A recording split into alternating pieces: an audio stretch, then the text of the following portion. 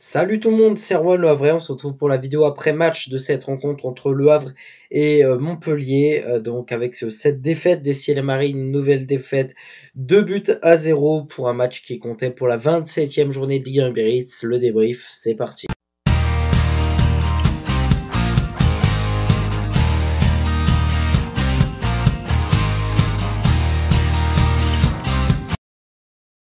On commence donc par le bref de la rencontre, une rencontre qui a lieu ce dimanche à 15 h dans un stade Océane plutôt bien garni, avec une belle ambiance, comme les supporters havrais savent bien le faire, en tout cas cette année.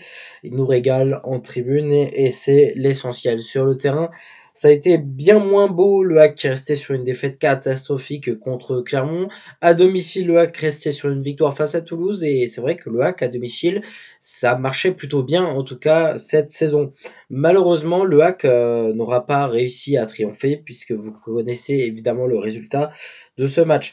Concernant mon débrief, en tout cas le bref de la rencontre, la première mi-temps pour moi elle a été plutôt réussite pour le HAC d'ensemble, puisque je trouve qu'on a plutôt bien joué, je trouve qu'on a montré un beau visage, on a eu la possession de balle, on était voilà à la mi-temps, Prime Vidéo disait que c'était une première mi-temps assez équilibrée, que le nul était logique. Je suis pas forcément d'accord, parce que je pense que le HAC en fait le regret qu'on peut avoir, c'est de ne pas mener à la mi-temps. C'est le seul regret qu'on peut avoir, parce que sinon on a le ballon, mais concrètement devant ça veut pas. Et je trouve que la deuxième mi-temps d'ailleurs elle commence plutôt comme cela. Puis à partir de la 60e minute de jeu, peut-être même un petit peu avant, je trouve qu'on s'est un peu calmé, qu'on a commencé à un peu subir.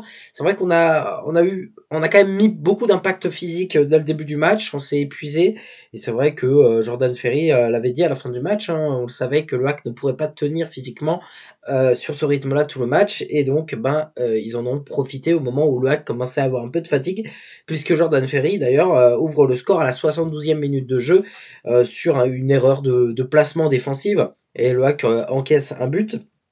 Et puis voilà, à partir de ce moment-là, mentalement, on a un petit peu craqué. J'ai craqué moi aussi personnellement, parce que j'en ai ras-le-bol de j'en ai marre en fait qu'on domine les matchs, ou qu'on est pas loin de marquer des buts et qu'on n'arrive pas à marquer, et que derrière tu te prends un but. C'est frustrant, c'est rageant, j'ai un énorme seum. Et puis à partir de ce moment-là, il y a même Julien qui met un but à la 80e minute de jeu pour un 2-0 pour Montpellier. Et à partir de ce moment-là, je vais pas dire que j'y croyais plus, parce que l'âme du supporter que je suis se dit bon, il suffit de marquer un but, et à un but après on est sur le match nul. Mais dans tous les cas, même s'il y aurait match nul, je m'en serais pas contenté, parce qu'objectivement, Montpellier, c'est une équipe qu'il fallait battre. C'est un match contre un adversaire direct, et aujourd'hui le HAC est dans une situation assez compromettante. Et c'est parti donc pour notre 100% HAC, une nouvelle déception cette semaine pour les Ciel et Marines. Face à Montpellier, une équipe qui, très honnêtement, n'a pas été très très supérieure au HAC en termes de qualité. Franchement, je regrette de me dire que, mais pourquoi que dans les 30 derniers mètres ça ne paye pas. J'ai l'impression de faire toujours les mêmes débriefs, mais parce que c'est notre point faible. Aujourd'hui, on est une équipe de qualité, on le sait, mais ça ne veut pas. Dans les 30 derniers mètres, on n'est pas efficace. Quand il faut passer, on tire. Quand il faut tirer, on passe. En fait, le HAC, c'est une équipe qui fait un peu tout dans le désordre, et c'est bien dommage. C'est bien dommage.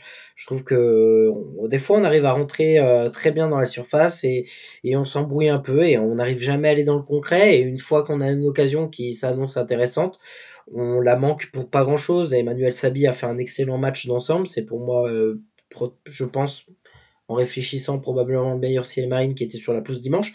Mais objectivement, à un moment donné, en face à face, il te fait un tir à terre dégueulasse. Enfin, c'est pas compréhensible. C'est difficile à encaisser quand tu te dis punaise, tu fais un bon match. Je trouve que le HAC avait plutôt un bon rythme, et que ça ne veut pas rentrer. Et puis quand ça veut pas rentrer, t'es dans le truc de on va prendre un but. Bah oui, c'est ce qui est arrivé. En fait, prendre des buts dans le football, bah ça fait partie du jeu, c'est pas grave. Mais c'est vrai que si tu ne marques pas, ben c'est compliqué, parce que tu peux prendre des buts, mais si t'en marques plus que l'adversaire, tu gagnes le match, et au final, bah t'es content. Là, on peut pas se satisfaire de ça, parce que on prend des buts, mais on n'en marque pas. Et ça, c'est, comme vous le savez, un gros problème. Et avant, même si on n'arrivait pas à gagner des matchs, on arrivait au moins à obtenir des points via des matchs nuls. Et si on marquait pas, bah, on prenait pas de but aussi. On arrivait à faire des bons clean sheets, en tout cas sur quelques matchs, notamment en phase aller. C'est vrai que si on regarde l'année 2024 du côté du HAC, c'est catastrophique, hein. Actuellement, on est sur, alors je sais plus, je crois que c'est sur les 5 derniers matchs de Ligue 1 que ça a été calculé. Le HAC est la pire équipe du championnat sur les 5 derniers matchs. Donc voilà, c'est un peu cata. On est dans un mood compliqué. On savait que la Ligue 1, ça allait être difficile. Mais aujourd'hui, je suis un peu tendax. J'étais un peu énervé quand même dimanche parce que c'est pas possible. C'est pas possible de ne pas travailler offensivement. On a un entraîneur des gardiens. C'est Jean-Michel Lesage. Ben, Jean-Michel entraîneur des attaquants, pas des gardiens, des attaquants. Ben, je trouve qu'on s'est pas amélioré en fait. En attaque, on s'est pas amélioré. Donc voilà. Dans le concret, il manque. On est une équipe qui est frustrante parce qu'on a tellement en fait de qualité que c'est bien dommage. C'est bien dommage. Donc, voilà. Le constat, maintenant, place au constat. Le HAC est 15e. 15e, c'est la première place de maintien. En tout cas, voilà, de la première place en tout cas du maintenu en Ligue 1, donc c'est une situation et un classement 15e, c'est une situation, enfin c'est un classement. Alors je cherche ce que j'essaye à dire. Euh, Instable, parce que objectivement derrière, t'as la place de barrage qui est toute proche, qui est là, qui est présente. Et puis effectivement, t'as les deux dernières places. Alors a priori, je pense que Clermont, avec leur défaite ce week-end, est quasiment condamné à la relégation, mais malgré tout, le HAC n'est pas maintenu. Le HAC n'est pas maintenu. Quand on regarde les matchs qui nous restent, on va avoir des matchs qui vont être difficiles. Paris, Nice, Marseille. Voilà, ça va être des adversaires de qualité. Puis derrière, on aura des matchs qui seront importants. Nantes, Metz, Lens, à commencer par le week-end prochain contre Lens. Voilà. Puis voilà, je veux dire, objectivement, faut essayer de faire quelque chose, gagner des points, il faut gagner des matchs, et puis espérer que cette fin de saison se termine vite et qu'on puisse vite terminer le boulot, parce que je sens qu'on est un peu à la limite en ce moment, et je pense qu'il y a aussi un côté moral forcément qui est impacté au sein de l'effectif. Je pense que la victoire contre Toulouse nous avait fait du bien, mais en fait, perdre contre Montpellier, bon, voilà, tu perds contre Montpellier, ça fout le seum, mais comment on a pu perdre contre Clermont, enfin, je pense encore à ce match parce que si on aurait gagné contre Clermont, on aurait perdu contre Montpellier, à la rigueur, ça aurait été un peu moins grave. Et voilà, c'est compliqué. C'est le foot. Malheureusement, c'est le foot. Je suis un peu en colère, je suis un peu déçu. J'étais en colère dimanche, là, ça va un peu mieux parce que forcément, on se rend compte aussi de tout ce qu'a fait cette équipe depuis l'année dernière, ce qui est assez incroyable. On est passé d'une équipe qui était 12-13e de Ligue 2 BKT à une équipe qui rivalise avec les clubs de Ligue 1, qui est quand même costaud, qui propose des bons matchs malgré les défaites. Mais voilà, faut se ressaisir. Voilà. Globalement, on va pas s'améliorer maintenant, je vais être honnête. C'est pas maintenant qu'on va devenir bon offensivement. Faut pas espérer sur cette fin de saison. Ce qu'il faut espérer dans cette fin de saison, c'est que qu'on ait plus confiance en nous offensivement, déjà au niveau des joueurs, qu'on s'éclate plus et puis qu'on essaie d'être le plus costaud défensivement, qu'on essaie de faire des clean sheets. Parce que clean sheet, en fait, tu prends pas de but, au pire des cas, t'as match nul. Donc ça fait au pire des cas au moins un point, et forcément c'est quelque chose qui est bon à prendre. Maintenant, ça va être compliqué. Le prochain match, on le sait, c'est le déplacement à Lens. Samedi, dès samedi hein, d'ailleurs, ce match-là, de samedi 17h. Contre le Racing Club de Lens, ça va être un match qui va être difficile. Se déplacer à Bollaert, c'est jamais facile.